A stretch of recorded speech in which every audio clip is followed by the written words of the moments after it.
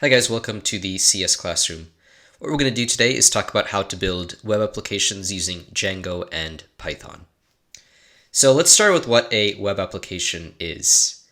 A web application is basically a piece of code that lives on a web server. Now, most complex websites involve a similarly complex web application. Now, let's take the example of Facebook. Facebook is a hugely complex web application. The way it works is you go to your browser, you type in www.facebook.com, your browser sends a request to Facebook's web server. A web server is just a computer, and that computer contains the code for Facebook's website. So when you send a request to Facebook servers, that application that lives in the server, the Facebook application, sends you back a response with HTML, CSS, and JavaScript that is displayed in your browser.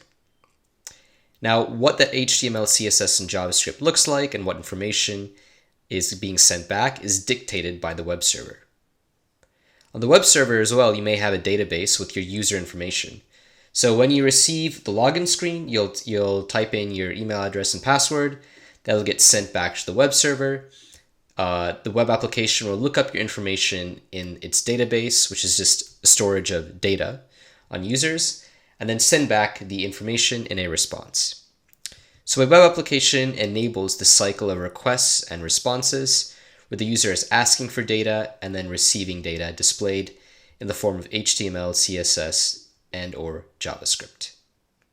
What we're going to do today is we are going to build our own web application. It's not going to be Facebook, it's going to be much simpler.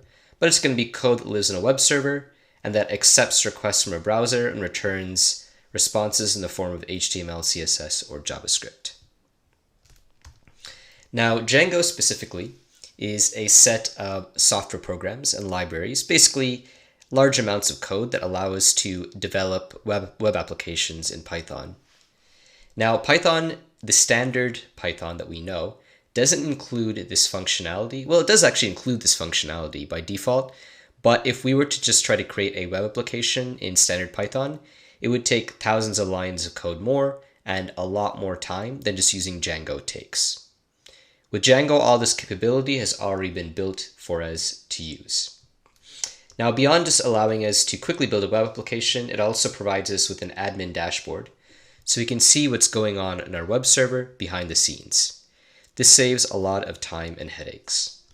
So in order for us to get started, you're going to need to do two things that I'm not actually going to specify in this tutorial because they vary for Windows, Mac OS, and Linux, depending on, and so it basically depends on what operating system you're using, and I've already installed them on my own computer for Mac OS. But basically you're going to have to install Python if you haven't already, and then you're going to have to install pip, which is a Python package, or a piece of code that can work with Python. Now, this slide is going to be included, this slide is included in the, not in the comment section, but in the description. So you can go ahead and click here for some excellent tutorials in setting all of this up. And this tutorial that we're going to do now is based on the documentation on the Django website, which you can click on here. You shouldn't need it, but it's just free information. So this setup right here, installing Python and pip, is something you should do before you continue with this tutorial. Alternatively, there's probably a lot of YouTube videos out there instructing you how to do this. Now what we're going to do is set up our environment, okay? So this is where we're actually not going to do any coding, but we're going to get into the command line and we're going to get started. So just to kind of show you what's going on, what we're going to build, we're just going to build this basic guestbook website. This looks really not very polished, but we'll polish it up in part 2. So type in a minute, type in email address, type in a message, you can submit it. We can see a list of users in a guest list. We'll also be able to delete and add stuff to this web application. So let's go ahead and let's get started. We've already created a folder called Django Guestbook Live. Now, if we go to the command line right here, I've created this directory. So I have a development folder. So right here, I've got a development folder. And in this development folder, I basically did mkdir Django. I'm terrible at typing, as usual. guestbook live. And I created this folder, Django guestbook live. I'm not going to use this command again because I've already created the folder, but this is what you can do to create a new folder. Now, this is just the very beginning. We've created this empty folder. Now we need to do something with it. And I've already opened up this folder in Visual Studio. So I'm going to open up the terminal, and everything we do from now on is going to be in Visual Studio. So basically up until now, all I've really done without you seeing it is I've created this folder called Django guestbook live using the command mkdir in my terminal. So let's go ahead and let's clear that.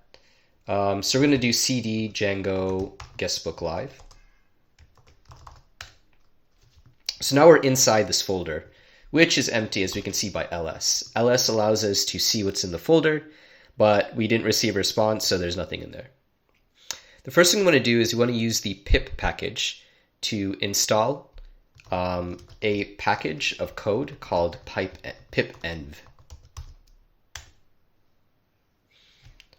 So it looks like I've already installed it, but the purpose behind installing pipven is, if we go back to our slideshow right here, is so that we can create a separate environment for our Python code. Now, the problem with Python libraries and Python code is oftentimes they get updated quite frequently. So we want to use the same version of code consistently for our application, because if we develop an application with, for example, NumPy 1.14.4, and our application works with that version, and this gets updated, our application may no longer work with it. So what creating a virtual environment using pipenv, which is the package we've installed, allows us to do is to just maintain the versions, the initial versions we installed. So if you installed 1.14.4, it's always going to stay that way. But if we create another application in a different folder, we can install the updated version. So essentially, a virtual environment allows us to isolate our application from the rest of the computer so that other installations of Python and Python packages, which may be of different versions, don't interfere. If that doesn't make sense to you, don't worry about it. Just know that you need to do this, all right? So we basically installed our package. What we're going to do now is we're going to do pipenv shell. And this is going to start our virtual environment right here. It's actually creating a virtual environment, and then it is starting it up, and that looks good. So now that we've done that, let's go ahead and we need to install some other packages. So some other piece of code that will let us create this project. Now, because we're working inside a virtual environment, you see Django guestbook live. This text is prepended to our line in the command prompt. This was not here before. This indicates that we are in a virtual environment. Now, to install packages of code in our new virtual environment, I'm going to use pipenv. This is what I'm always going to use. In this case, I'm going to install a package called Django. And that Django is being installed in this folder that we're working in right here, Django guestbook live, in this virtual environment. So that's been installed. Now what we want to do is we actually want to create a project called guestbook. Now, a project is kind of going to be the umbrella. It's going to be what contains all of our code. It will live in Django guestbook live, but all of our code is really based in guestbook. So let's go ahead and do that. So we're going to create Django admin, start project, and guestbook.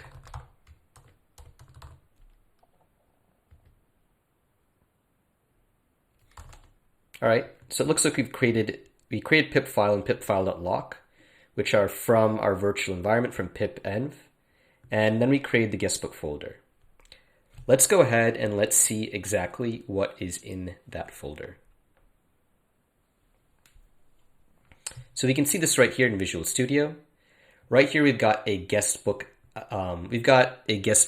Application.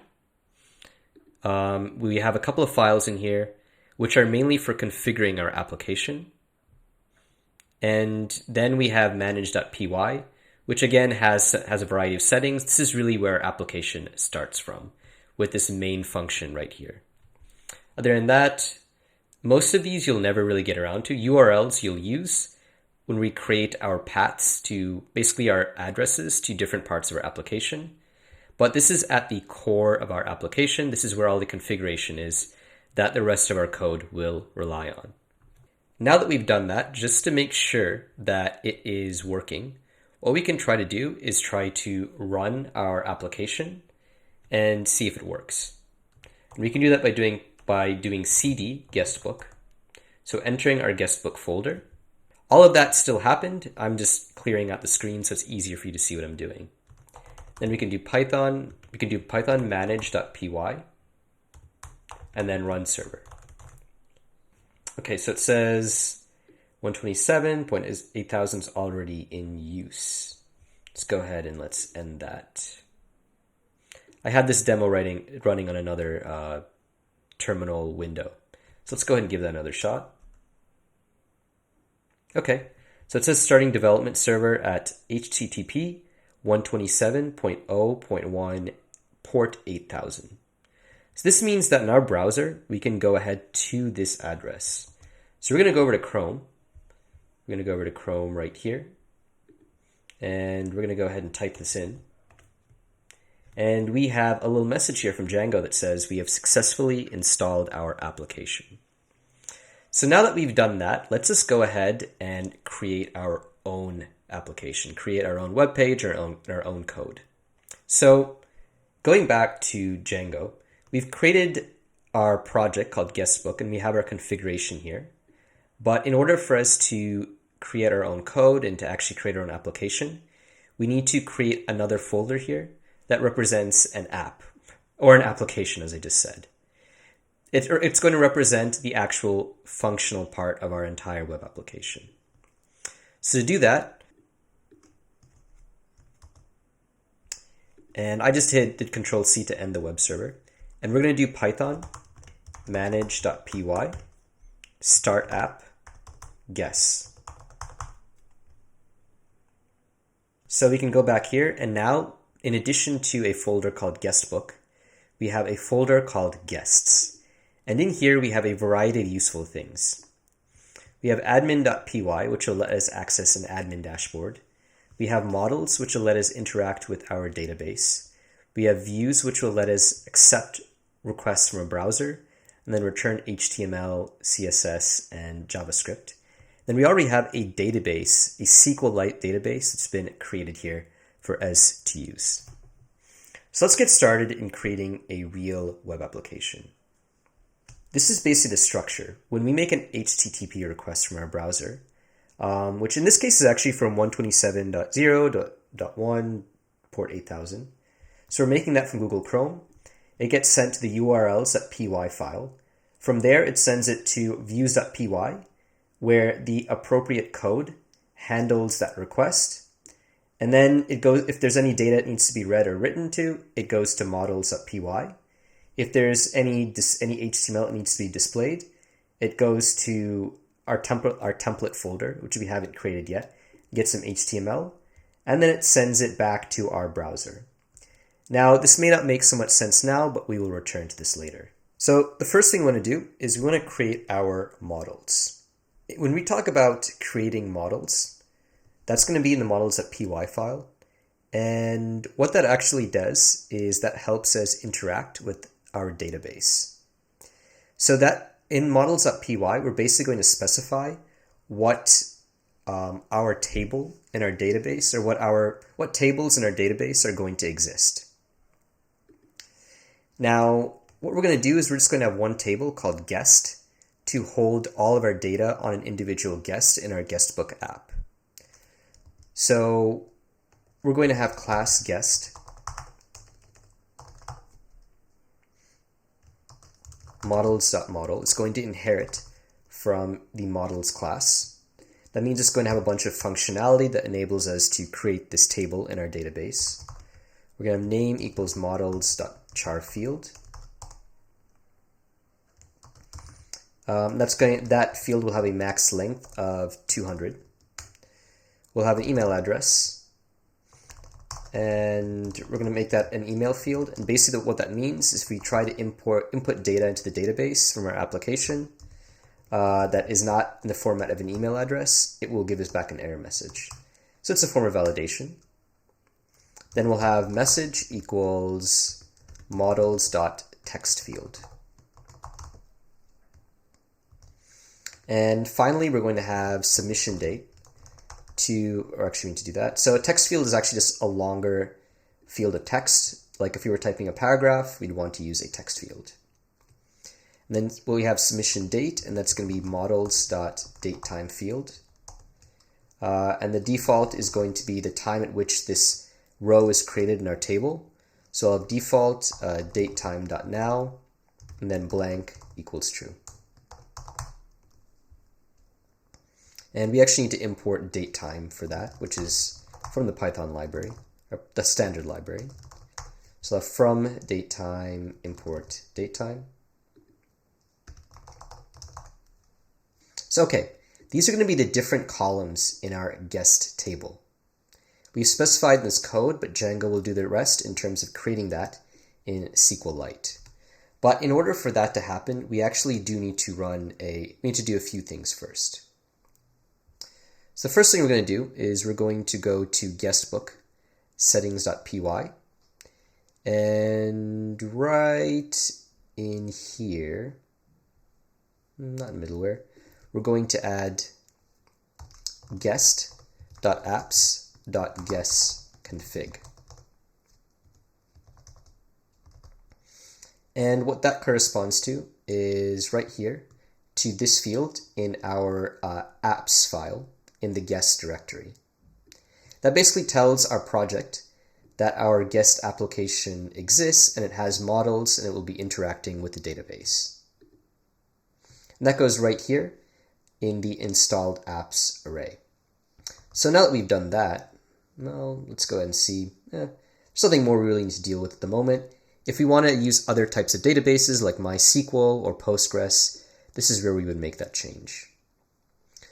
We'll get back to what's going on here in a later tutorial.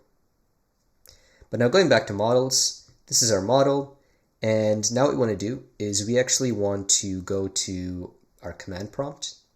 We want to run a command called python manage.py, make migrations, and guest. All right, so we've got a little error here. Let's see what we have. It says no module named guest.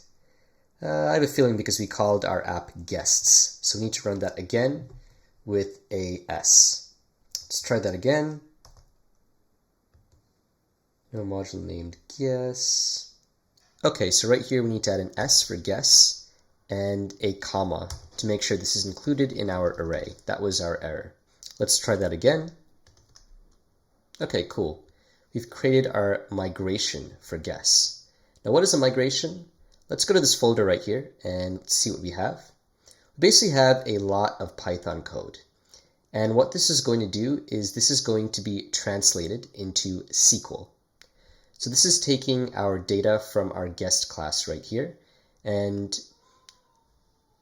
this is basically taking our code right here, and it's deciding what instructions to give our SQLite database right here. So all of this will eventually be translated into SQL, and then changes will be made to our SQLite database accordingly. Now in order to actually make those changes, we need to do python manage.py and then migrate. And now we've made the changes to our database. To actually see that this has been done, what we want to do is we want to enable our admin dashboard so that we can actually see that guests exist in the database and how we can interact with them. To do that, we're going to create a login user like so. We're going to do python manage.py create super user. So username is going to be admin. Email address will be admin@admin.com. And password will be admin. Not very secure, but whatever.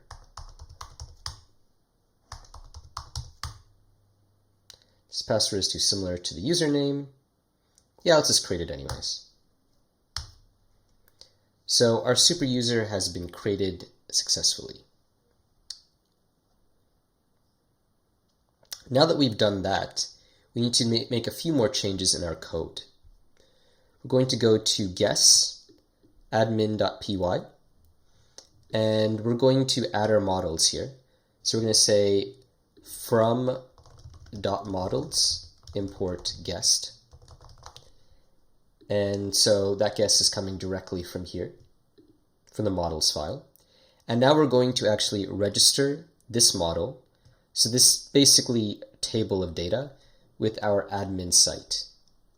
So remember, the admin is just a dashboard where we'll be able to see what's going on in our database or application. And we'll take a look at that in a minute. So we're going to do admin.site.register and then guest. So now that we've done that, we'll go back to our terminal, and we're going to start the server up again. We're going to do Python manage.py run server, and we've got our server running right there. So let's go ahead and let's take a look at this in our browser. So that still works again. Now we're going to go to 127.0.0.1 8000/admin. And now we're going to log in with our username, which was admin, and our password, which is admin. And so right here, we've got some authentication stuff, which we won't get into. And then we've got guests right down here. So if you click on guests, we can take a look at that. And right now we have 0 guests. But if we wanted to add a guest right here, we have all the same fields from our Python model right here. So name, email address, message, and submission date. And name, email address, message, and submission date. Now, to see that this actually works and how this can work, what we can actually do is open up a shell in our terminal in order to interact with our Django application. So we can go ahead and we can actually end our server right here. And now what we're going to do is we're going to do Python manage.py shell, which allows us to interact with our Django application in a terminal. So the first thing we're going to do is we're going to say from guests.models import guest. So that's just taking this object right here. Then we're going to do guests.objects.all to see if there's anything there. Actually, let's see, it's got to be guest. And we can see that there's nothing there. So now what we're going to do is we're going to create an entry in our database, in our guest table. First thing we're going to do is we're going to say from Django.utils import time zone. Then we're going to say g equals guest, parentheses, name equals Jack, creating a new user called Jack. Our new guest email address equals jack@gmail.com. Message equals OK. And then submission date equals time zone .now. Now we're going to do g.save. And notice all of these fields correspond to our model right here, to our guest model. And save stores that in the database. There's no GS, it's got to be G. Okay, cool. So we've added someone with the name Jack, the email address jack@gmail.com, message equals OK, and submission date. So let's go ahead and check our admin dashboard.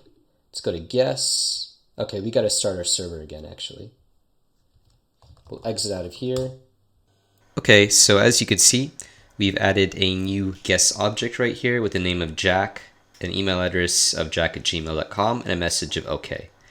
So that brings us to the end of our tutorial. So far, we managed to set up a simple Django application, set up a database, and create a table in that database, which we were able to submit data to through a terminal. In the next part of this series of tutorials, we're actually going to create a form that we can view in a browser to submit new guests. If you want to see the next part and you want to see future parts of this series on Django, please remember to like this video and subscribe to the channel. Have a nice day.